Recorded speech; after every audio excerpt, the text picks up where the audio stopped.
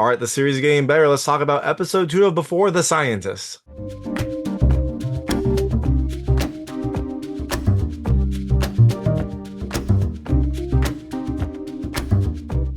Hey everyone, it's David Stark from Watcher Pass. Today I'm here to talk to you about Before Season 1, Episode 2, The Scientist, coming to Apple TV Plus on October 25th, 2024. It is coming the same day as Before Episode 1. 1 and 2 are dropping the same day, so you can get a nice little taste of this dark series. I didn't love Episode 1. Is Episode 2 better? My hot take is yes, Episode 2 is much better. I really liked Episode 2. That was a lot better episode. That was tighter. I thought some of the things I didn't love about the first episode were resolved here. So I am definitely much more excited about this series and kind of excited to see where this goes. So my hot take is I definitely think you should watch it. I think this episode has a really strong opening, same dark tone, a really superb performance by Jacobi Jupe, and also a fantastic ending. So I definitely think you should check it out. I like this episode a lot, and I'm excited to see where this goes. So I'm going to tell you a little about the episode, a few things I liked, a few things I didn't like, and then really quickly go into a recap. So as you can imagine, there will be spoilers in the recap section. If you don't know what happens in this episode, and you might not, there are some more big surprises in this episode as well. I would turn it off when I get to the recap. Before that, though, I'll keep it vague. I'll keep it spoiler free. Let you know I get to those spoilers. So, Before Season 1, Episode 2 continues right off where Season 1, Episode 1 ended. At Episode 1, we found out that Noah has been drawing pictures of this cabin, this farmhouse that Eli has a picture of in his house. And so this connection was very interesting. There are a lot of like strange connections between Eli and Noah, and this was just another kind of very concrete one. So it seems like they might be connected, and whatever is haunting Eli, it might be haunting Noah as well. So things I liked about this episode. The first, I love the opening. Really strong opening, really kind of explosive opening. I'll tell you about it in the recap, but it definitely starts off really well.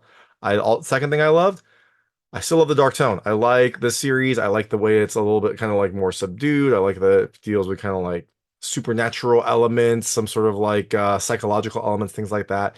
It's kind of in my wheelhouse, so I am very excited to see where this goes. The third thing I loved, Jacobi Jupe. I thought he was great. Like he plays the kid.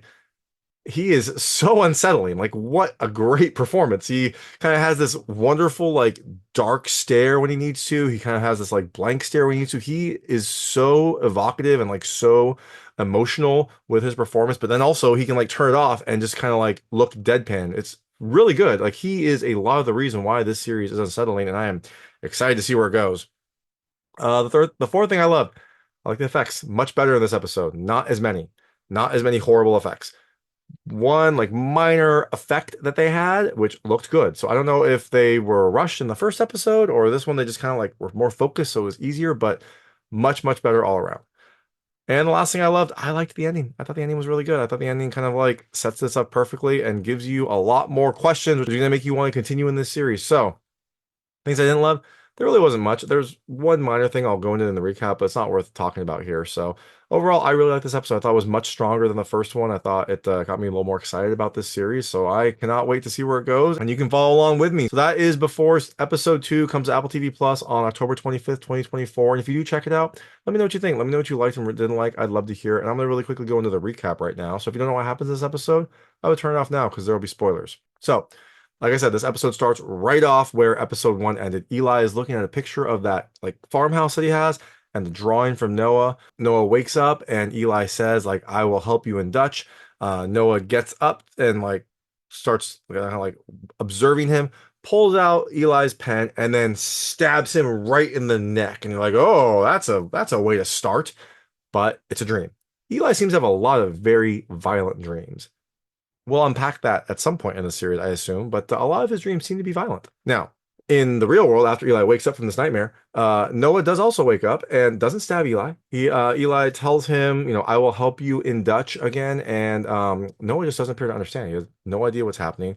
And then Noah turns to his mom, Denise, and says, like, I want to go home. And he says it in English. So this is like one of the first times Noah's talked. He doesn't talk very much. He's very withdrawn. So his mom is excited. She's like, oh, you talked. Now, after this kind of reunion, we find out that Noah has like no family history. He was a safe haven child who's just kind of dropped off at a fire station. They don't know who his parents are, know anything about him. He's just kind of bounced around to different foster homes. Now, at the hospital, Eli is getting ready to leave, and his daughter Barb is there, and she is freaking out because remember in the last episode, Eli destroyed his apartment randomly. It felt very stretched. It felt like there was no justification, but he did destroy his apartment and he cut his hand and there was blood in the apartment. Well, Apparently, Barb went and saw all this and thought that he had been attacked because his apartment was wrecked. There was blood on the wall. She was freaking out. She just tried calling him, and Eli, just like everyone's parents, just like everyone's old parents, he didn't have his phone. His phone was dead. Who knows? So she was trying to call him. He didn't pick up, and so she was freaking out. She was at the hospital to see if he was there, and he's there, and she is crying. As you'd imagine, if you came to your parents' house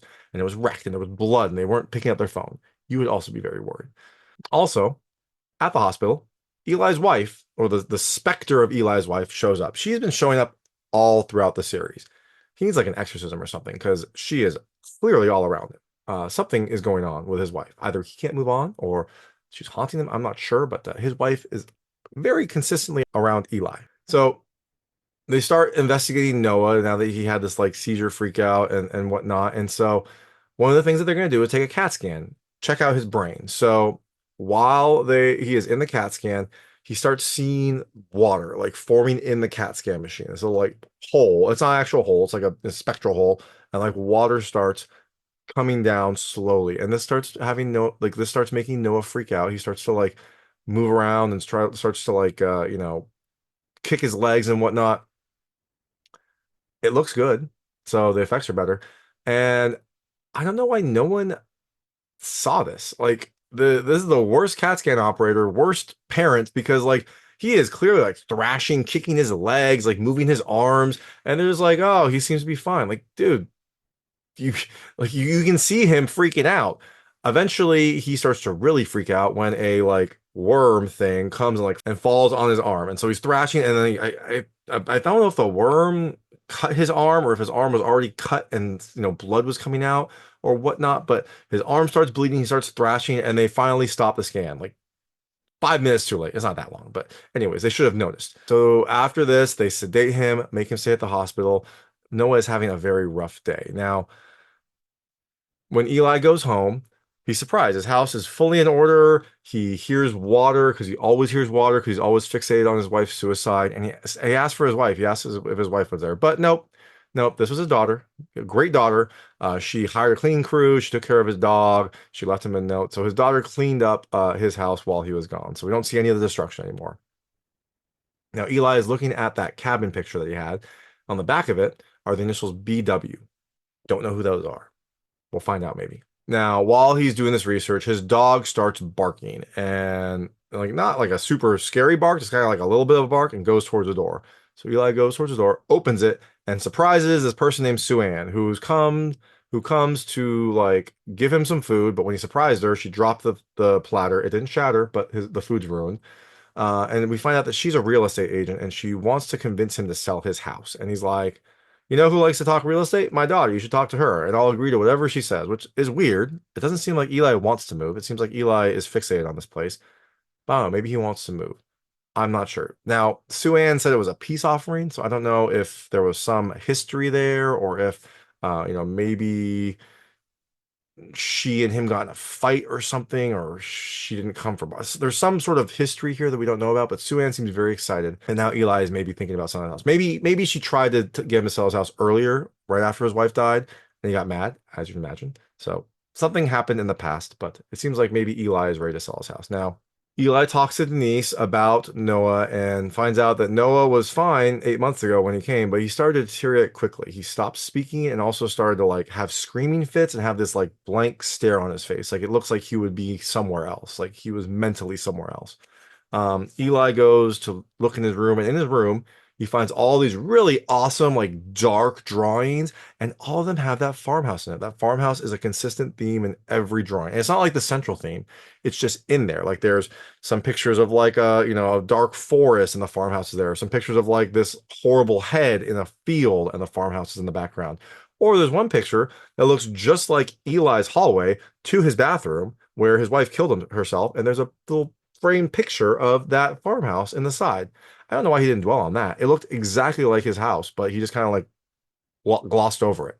Anyways, Eli goes and talks to Noah, and he asks him about these drawings, and Noah is talking, and he asks if he's mad at him. And so Eli uses this as a reason to play the mad game, and that is where they are going to put a block on the ground. They're stacking blocks, and when they put the block down, they say something that they're mad about. And so if I was playing this, I would put a block in the middle and say like, people who drive slow in the left lane.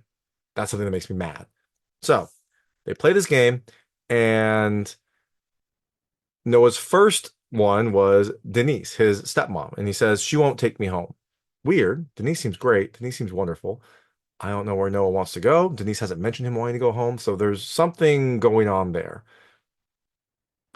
The next one is Noah puts it down and he says, people who hurt other people. And the example he gives is bad people who do bad things. And when he says this, he's staring right at Eli.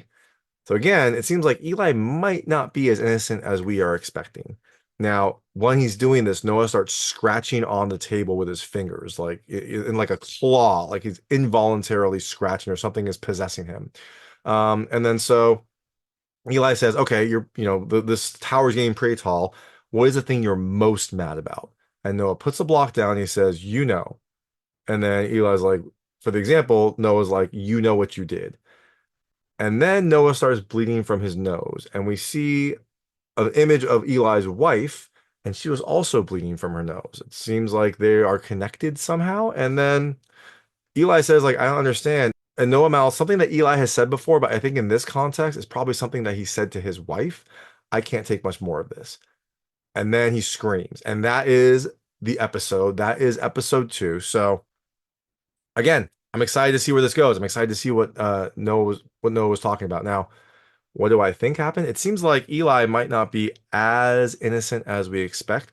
Either he like actually killed his wife, maybe. I mean, that would explain maybe why he's so fixated on there, why he can't go into that room anymore, why he's like always hearing water and always seeing his wife. Maybe he's tormented by that memory. Or it could be that he drove his wife there. Like maybe the things that he said, he didn't realize it, but he drove his wife to commit suicide. And that is something that is weighing on him. The thing when he said, like, I can't take much more of this, maybe there was something going on and Eli was thinking about leaving her or something, and that caused her to commit suicide. Something in there feels like Eli is not as good, not as, innocent as we are led to believe at the start of this series. So that is just my guess. Now, I don't know why that, you know, the Avenger is coming in Noah, but that would be very on brand with what Eli used to do. Like Eli was a child psychologist, so having someone in his field who is like forced him to confront this could be an interesting way to do it. I don't know. We'll find out. And I guess we will see. Maybe Eli's dead and Noah can see dead people.